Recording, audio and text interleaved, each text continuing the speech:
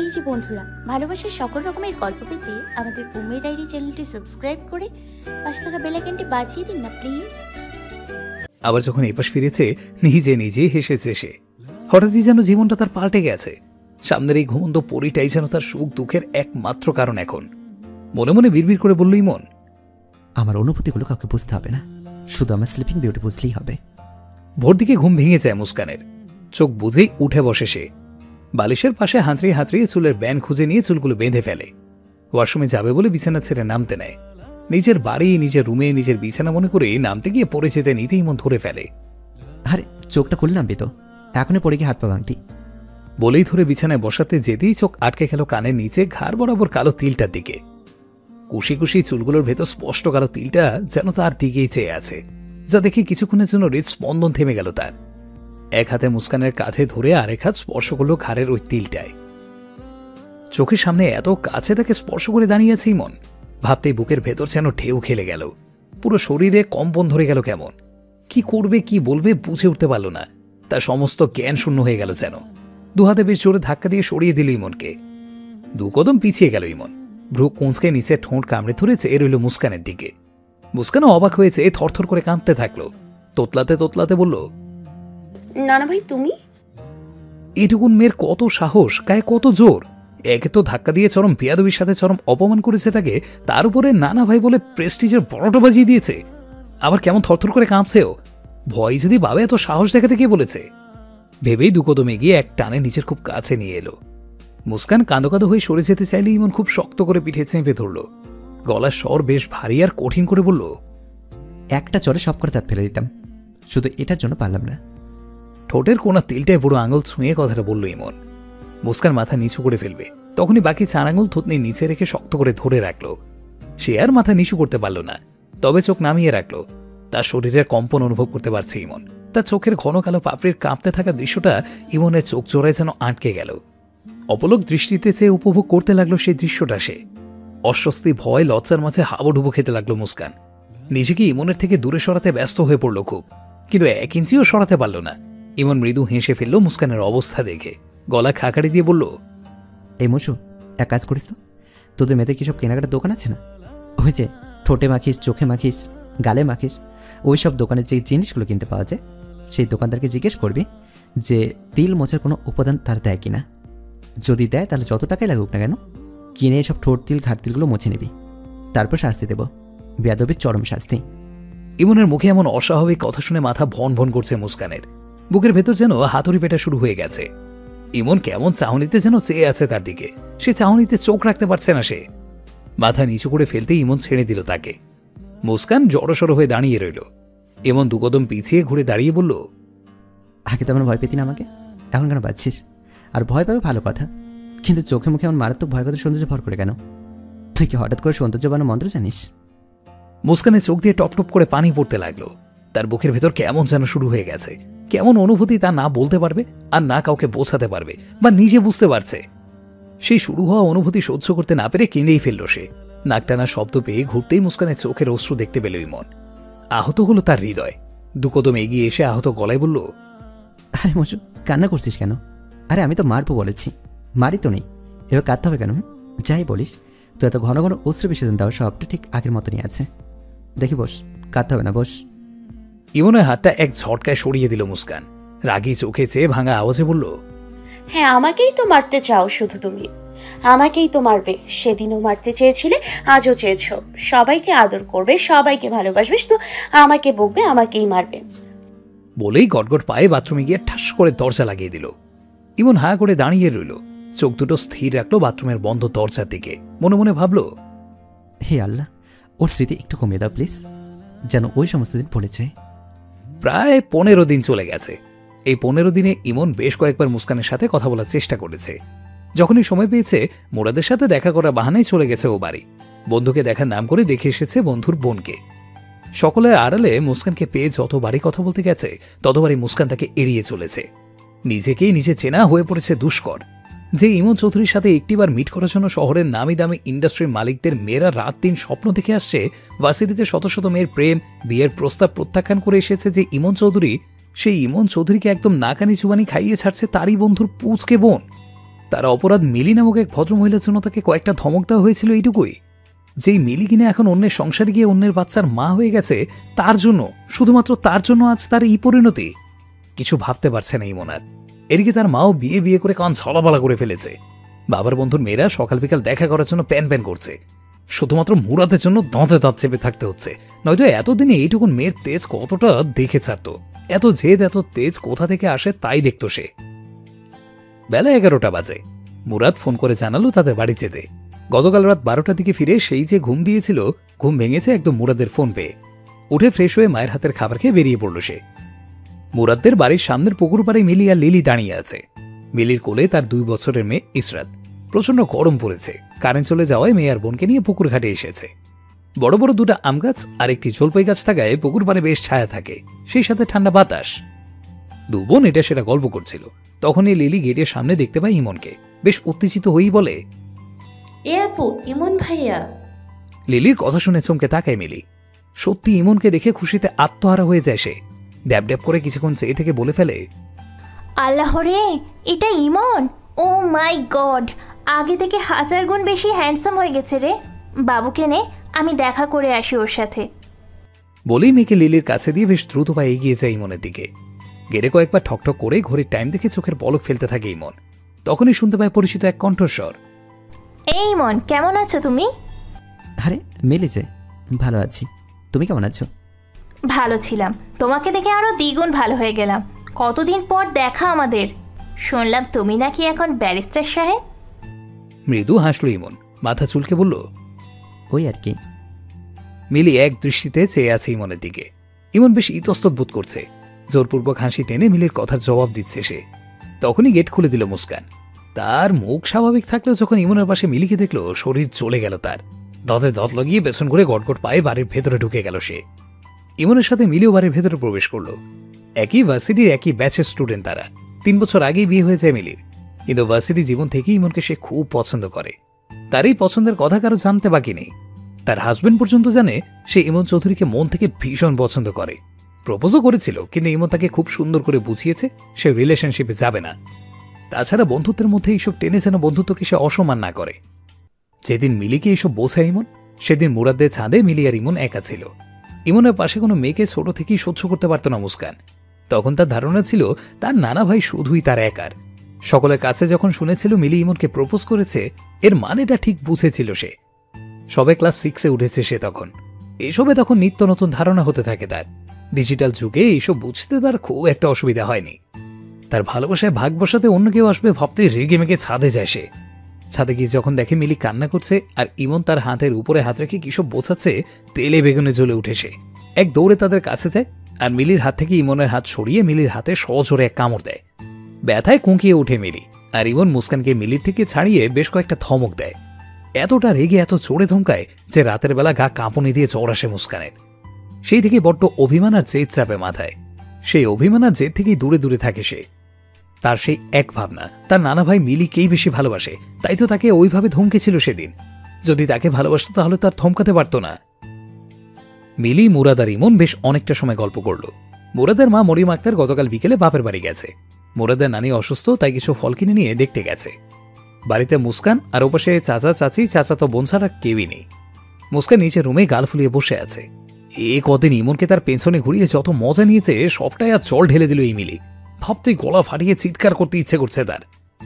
অনেক সময় গল্পগুজব করার পর ইমন ভাবছে মুস্কানের ছোটবেলায় সেই জেলাসি হওয়ার কথাগুলো। তার সাথে কোনো মেয়ে দেখলেই মুস্কান কেমন মেয়েগুলোকে মারতে যেত। মিলিকেও তো কামড়ে দিয়েছিল একবার। সেই রকম কি এখনো হবে ওর? কই, আজ তো কিছু হলো না। নাকি মিলির বিয়ে হয়ে গেছে বলে কিছু বলল না, নাকি আগের বাচ্চামি করে জেলাসি হওয়াটা বড় হয়ে পরিবর্তন হয়ে গেছে। ইস, কত ভালোই না হতো আগের মতো যদি জেলাসি হতো। কেসে উঠল ইমন। এ কি ইমন, বিষম খেয়েছো? পানি খাবে? আমি এক্ষুনি আনছি। বলে মিলি উঠে বসার ঘরে গেল। ইমনও কাশতে কাশতে উঠে বসার রুমের দিকে গেল। মুস্কানের রুমের দিকে মুখ করে বেশ শব্দ করে কাশতে শুরু করলো। মিলি গ্লাসে পানি ভরে ইমনের কাছে নিয়ে ব্যস্ত গলায় খেয়ে নিতে বলল। ইমন আরেকটু শব্দ করে কাশতেই মুস্কান রুম থেকে বেরিয়ে এলো। মুস্কানকে দেখেই ইমন মিলির হাত থেকে গ্লাস নিয়ে পানিটা খেয়ে নিল। হাঁটু গেড়ে বসে নিচু স্বরে বলল, একটু মাথায় হাত বুলো মিলি। আমার মা হাত বুলোর পেছন থেমে যায়। মা তো নেই, আপাতত তুমি হেল্প করো। বলা মাত্রই মিলি পিঠে আর মাথায় আস্তে করে হাত দিয়ে চাপড় দিতে লাগলো। মুস্কান তার দ্রুত হাঁটা পা থামিয়ে দিয়ে তীক্ষ্ণ চোখে চেয়ে থাকলো কতক্ষণ। রাগে মাথা ফেটে যাচ্ছে তার। এই মিলিকে সহ্য করতে পারছে না সে। আর এক মুহূর্ত দাঁড়ালো না সেখানে, ফিরে গেল নিচে রুমে। ভয়ঙ্কর রেগে গেছে সে। হাতের কাছে যা যা পেল সব ছুঁড়ে ফেলল নিচে। কাছে জগ গ্লাস ভেঙে টুকরো টুকরো হয়ে গেল। ফুলদানি থেকে শুরু করে বই খাতা সব ছুঁড়ে ফেলল। পুরো রুম এলোমেলো করে মেঝেতে বসে দু হাঁটুতে মুখ গুজে হাও মাও করে কাঁদতে শুরু করলো। রুমে ভাঙচুরের শব্দ শুনে মিলির ভয়ে গলা শুকিয়ে গেছে। ইমন তো হতবাক হয়ে গেছে। এমন কিছু ঘটবে ভাবতেও পারেনি সে। ওদিকে মুরাদ সমানে চেঁচিয়ে যাচ্ছে। পাশের ঘর থেকে রিমি আর নীলুফা বেগম ছুটে এসেছেন। মিলি আর ইমনকে স্তব্ধ হয়ে দাঁড়িয়ে থাকতে দেখে রিমি প্রশ্ন করল, মিলি আপু, কিসের শব্দ? মুসু কাঁদছে না? হ্যাঁ তাই তো, মুসু কান্না করছে তো, কিন্তু কেন? বলতে বলতেই মামে ছুটে গেল মুস্কানের ঘরে। মিলি হা হয়ে তাকিয়ে আছে ইমনের দিকে। মুরাদের চেঁচানোতে বিরক্ত হয়ে ইমন মুরাদের ঘরের দরজা দিকে একবার তাকালো, তারপর চলে গেল মুস্কানের ঘরের দিকে। মুস্কান কেঁদেই চলেছে। রিমি আর নীলুফা বেগম তার মাথায় হাত বুলিয়ে জিজ্ঞাসা করছে কি হয়েছে, কি নিয়ে রেখে গেছে, কিন্তু মুস্কান কিচ্ছু বলছে না। মিলি অপরাধের মতন দাঁড়িয়ে আছে। ইমন কিছুক্ষণ থম মেরে দাঁড়িয়ে থেকে বিছানায় গিয়ে বসল। মুস্কানের সামনাসামনি বসেছে সে। তার সামনেই দেয়ালে পিঠ ঠেকিয়ে বসে কাঁদছে মুস্কান। ইমন গভীরভাবে পর্যবেক্ষণ করছে মুস্কানকে, যাকে বলে পা থেকে মাথা অবধি মুখস্থ করে নেওয়া। কিন্তু তার মুখস্থ করতে একটু অসুবিধা হচ্ছে, কারণ মেয়েটা যে কাঁদছে, খুব বিশ্রী কান্না। দুনিয়ার সবচেয়ে জঘন্য কান্নাটাই বোধহয় কাঁদছে মুস্কান, যা তার বুকের ভেতরে বিশ্রী একটা অনুভূতি সৃষ্টি করছে। তার খুব বলতে ইচ্ছে করছে, মুসু, আমার কাছে জগতের সবচেয়ে বিশ্রী মুহূর্ত হচ্ছে তোমার কান্নার মুহূর্ত। মুরাদকে গিয়ে বলতে ইচ্ছে করছে, এমন বোন যেন কারো বন্ধুর হয় না জন্মায়, কপাল পড়েছে একামারি পুরুক। এই জগতে আর কোনো পুরুষের যেন আমার মতো কপাল না পড়ে। বেশ অনেকটা সময় কেটে যাওয়ার পরেও মুস্কান থামল না। ইমনের এবার মাথা গরম হয়ে যাচ্ছে। কোনো রকমে নিজেকে নিয়ন্ত্রণ করল সে। মিলি নিঃশব্দে কেটে পড়ল বাড়ি থেকে। সে বেশ বুঝতে পারছে মুস্কানের আগের স্বভাব বদলায়নি। মেয়েটা এখনো এত বেশি বেশি করে কেন বুঝে পায় না সে। চোখে মুখে বিরক্তি ফুটিয়েই চলে গেল সে। নীলুফা বেগম পুরো রুম গোছাচ্ছে। ইমনের দিকে কেমন চোখেও যেন তাকাচ্ছে বারবার। হুটহাট বাড়িতে ইমনের আসা যাওয়াটা ভালো চোখে দেখে না সে। বাড়িতে দুটো মেয়ে রয়েছে, বিশেষ করে তার যুবতী মেয়ে ঘরে। মুস্কানেরও বাড়ন্ত বয়স। দিহান আসে, সে নয় কাছের খাতিরে আসে। তাছাড়া দিহান বিবাহিত, তাকে নিয়ে তার সমস্যা নেই, কিন্তু ইমনকে নিয়ে সে বেশ বিরক্তই হচ্ছে। মুরাদের মা আসলে এই বিষয় নিয়ে কথা বলবে এও ভাবল।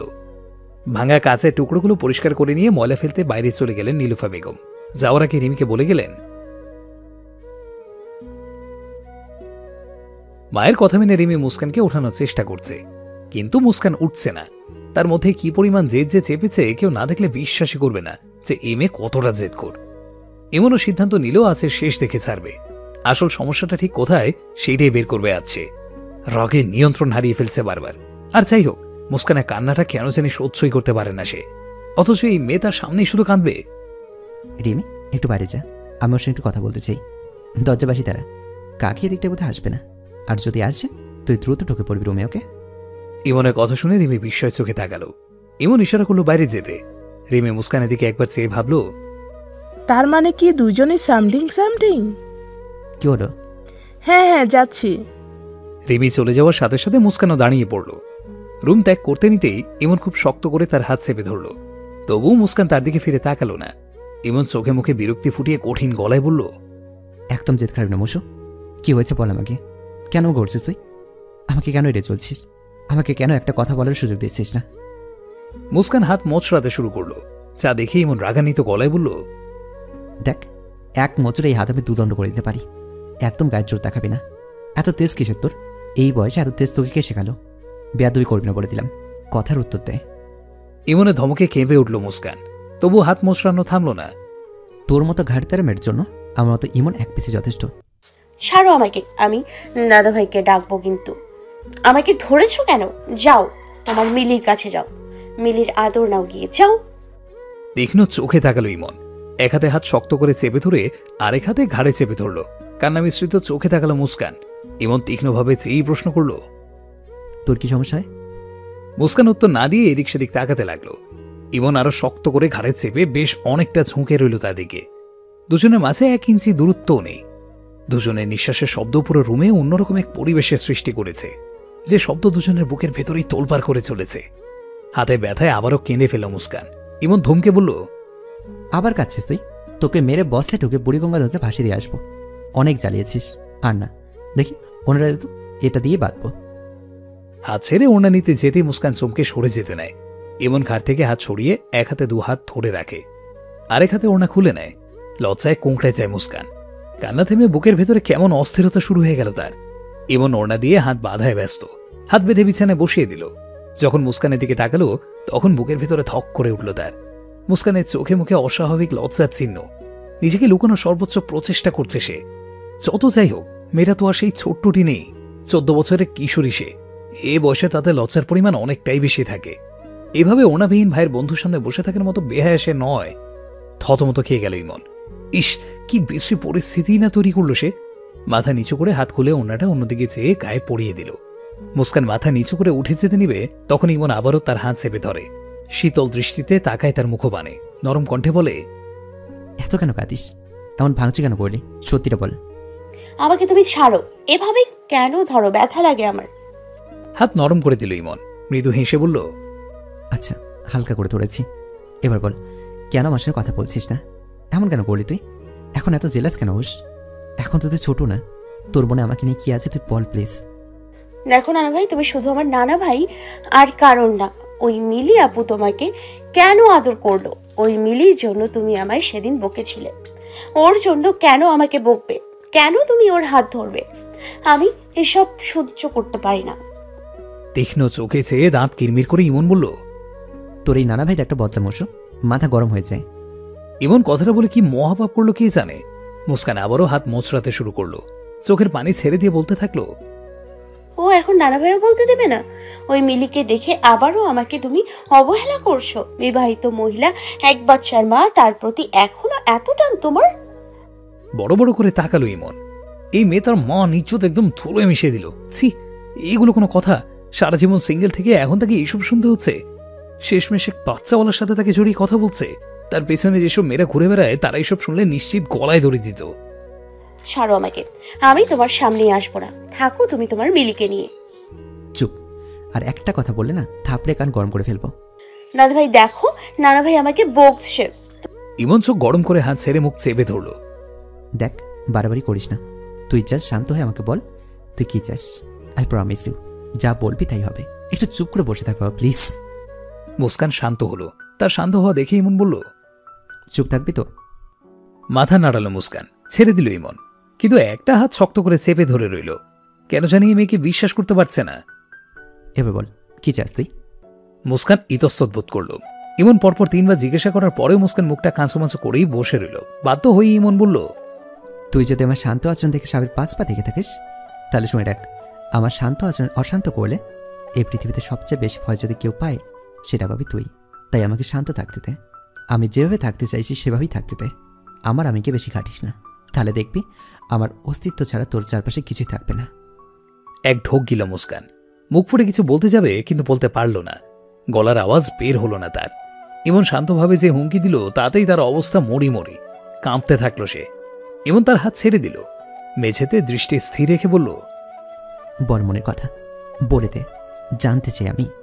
তুমি মিলি আপুর সাথে কথা বলবে না। কাঁপা গলায় বলল মুস্কান। কেন? বললে কি হয় তোর? হিংসে হয় আমার। কেন হিংসা হয় মোশো? আচমকে 2 হাতে 2 গাল স্পর্শ করে খোর লাগা গলায় বলল ইমন। এক ঢোক গিল মুস্কান। চোখের দৃষ্টি তার এলোমেলো। বল। ইমনের মুখের গরম শ্বাস মুস্কানের মুখে পড়তেই কেমন নিয়ে গেল সে। চোখ নামিয়ে ঘন ঘন শ্বাস নিতে থাকলো। ইমন 2 গালে আলতো চাপ দিল। মুস্কানের ভেজা নরম ঠোঁটগুলো যেন জড়সড় হয়ে গেল। কি সাংঘাতিক দৃশ্য! এক ঢোক গিল ইমন। চোখ ফিরিয়ে হাত সরিয়ে নিয়ে কয়েক দফা শ্বাস নিল আর ছাড়ল। মুস্কান জড়সড় হয়েই বসে আছে। ইমন অন্যদিকে তাকিয়ে বলল, উত্তর দিলি না? আমি জানি না মিলি আপুর ধারে কাছে যেও না। বলেই চট করে উঠে রুম ছেড়ে বেরিয়ে গেল মুস্কান। মুস্কান রিমিদের ঘরে থম মেরে বসে আছে।